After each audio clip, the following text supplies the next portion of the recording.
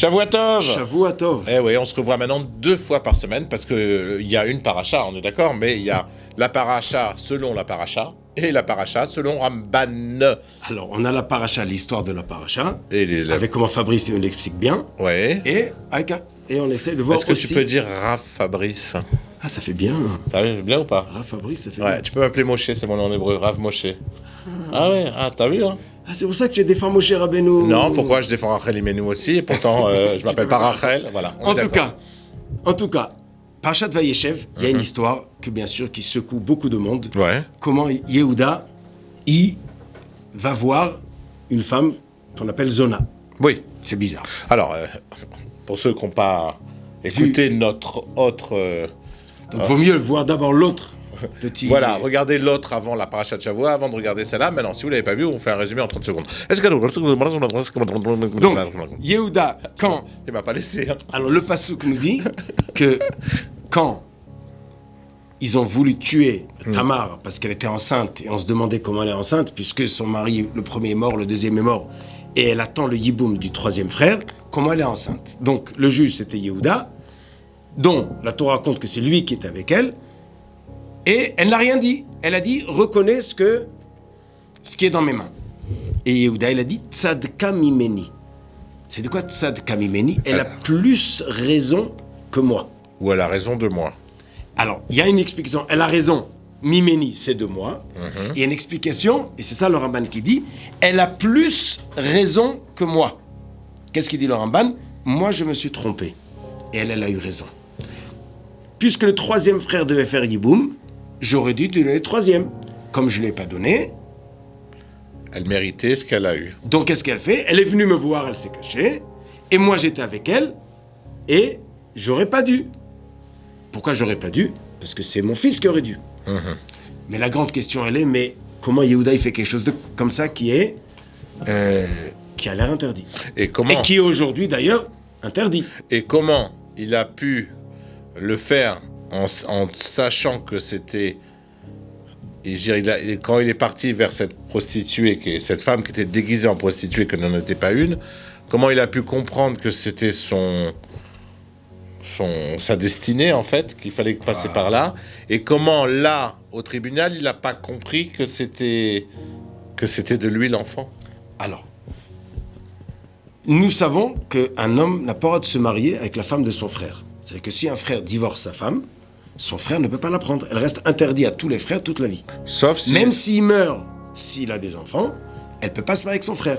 Oui. Elle est à lui et pas à un autre. On est d'accord. Le seul cas, c'est quand il n'a pas d'enfant. On veut que... Elle ait un enfant de la même descendance. Donc, son frère y prend. La Torah nous dit qu'un frère, mais pas le père. Mais avant Matan Torah, on prenait l'idée de la famille, donc même pas le frère, mais le père. C'est ça que le Rabbani dit, c'était le minag, que c'était le frère ou le père ou un autre de la famille. Et Yehuda, et nous dit le Midrash, c'est le premier qui a accompli la mitzvah de Yiboum. Donc on voit l'acte comme un acte de mitzvah de Yiboum pour donner un nom à cette femme de cette famille. Donc les enfants qui sont morts, il y a un nom qui va naître, voilà. Et ça va donner un nom, qui va être au nom de ses frères. S'il s'appelait Benichou, eh ben... Non, s'il s'appelait Yosef, et il est mort, sa femme va avec son frère, et l'enfant va s'appeler Yosef. Benichou toujours, puisque c'est la même famille. Ou pas Benichou, ou Fabrice, ou Mamou. Non, le nom de famille, ça va être Benichou. Si le frère qui est mort, il s'appelle Benichou, elle va avec l'autre frère, eh ben il sera... Oui, il va s'appeler le nom de famille. Ah voilà, des fois tu me suis. Des fois je comprends. Et des fois pas. Voilà. En tout cas, donc la mitzvah de Yiboum avant Matan Torah, elle était plus large qu'elle l'est après Matan Torah. Qui est réduit donc au aujourd'hui, frère. on ne peut pas faire comme on le ressent ou on le veut, seulement ce que la Torah le permet. Le frère, et dans le cas, il n'y a pas d'autre, qu'il n'a pas eu d'enfant. Ok. Mais avant, c'était pas comme ça, c'est que c'était un des frères, sinon le père, sinon un autre, un cousin, un oncle. Le problème, c'est qu'il y a une liste. D'abord le frère, après le père. Donc Tamar, elle attend le troisième frère. Yehuda a peur de donner le troisième frère. Il dit, mes deux premiers, ils ont fait des bêtises. Ils se sont mal conduits, ils sont morts. Mon troisième, il est jeune, il risque de faire des bêtises aussi. Et à partir de combien d'hommes tués, on dit qu'une femme, c'est une tueuse? Alors, il y a Merloquette 2 ou 3. Donc là, on est sur le... On est le Gvoul. Oh, donc il a eu peur pour son troisième fils, peut-être. Voilà. Alors Aman dit, donc qu'est-ce qu'il a fait, Yehuda? Il est passé directement au prochain. C'est qui le prochain? C'est lui. C'est lui. Mhm. Donc il a dit, la mitzvah, elle va te faire avec lui. Quand elle est enceinte, il n'a pas reconnu. Donc il a dit, celle-là, elle a fait znout. Qu'est-ce qui s'est passé? Mais Hachem, le malach, l'a poussé vers cette femme-là, dans ce carrefour, pour que Béhémet, il y a un nom à cette famille. Et c'est ça qui dit le Ramban. Elle dit, Tzadka mimene, elle a plus raison que moi. Oui. Moi, j'ai passé l'étape de ne pas donner mon fils. Et elle a raison que j'aurais pas dû passer l'étape.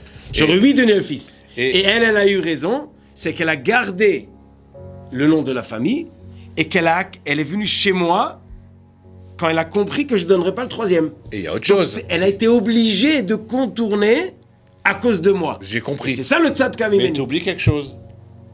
Elle a aussi raison parce que elle savait que c'était Yehuda qui venait à elle. Voilà. Mais lui, il ne l'a pas reconnu. Voilà. Elle s'était déguisée. Donc d'un côté, tu as un acte pur qui est d'aller vers Yehuda. De l'autre côté, tu as l'acte de Yehuda qui va vers quelqu'un qui ne reconnaît pas. Il Mais va là, pas pour faire la misva. Voilà. Mais, dans sa tête, cette chose-là, c'est Yiboum. Et il a raison que si c'est pas le troisième, c'est lui. Mais il fallait d'abord aller chez le troisième. Donc elle avait plus raison que C'est ça qu'il lui. dit Tzadka mimeni. On est d'accord. Elle a eu raison, c'est de moi. Mais elle a plus raison que moi, j'aurais pas dû sauter les étapes. Donc quand le malach l'a poussé, il a compris que cette femme, il y a quelque chose. Mais il n'a pas compris ce qui s'est passé. C'est que quand elle a raconté ce qui s'est passé, Tzadka mimeni, elle a eu raison. Bon. Moi, j'ai pas fait de faute. Elle est venue vers moi parce qu'elle savait que je vais pas aller le troisième. Donc s'il n'y a pas de troisième, c'est moi. Mais j'aurais pas dû le faire parce que j'aurais dû passer d'abord chez le troisième. Voilà. Donc j'espère que vous avez réussi à nous suivre. Et si jamais vous n'avez pas réussi, on est dans le replay. Et vous allez regarder dans le replay l'autre émission de la paracha normale, sans Ramban. Et vous revenez après dans le replay sur cette émission-là. Et là, vous allez la comprendre tout de suite. Même moi, je l'ai compris. Donc si moi, je la comprends, tout le monde va la comprendre. Mais on va ajouter un petit mot. Non, je veux dire au revoir. Alors, au revoir. Bon, Shabbat shalom. À la semaine prochaine. Jamais je te coupe. Un petit mot. Alors, un petit mot. On ne peut aujourd'hui utiliser des chemins tordus, même pour de bonnes raisons.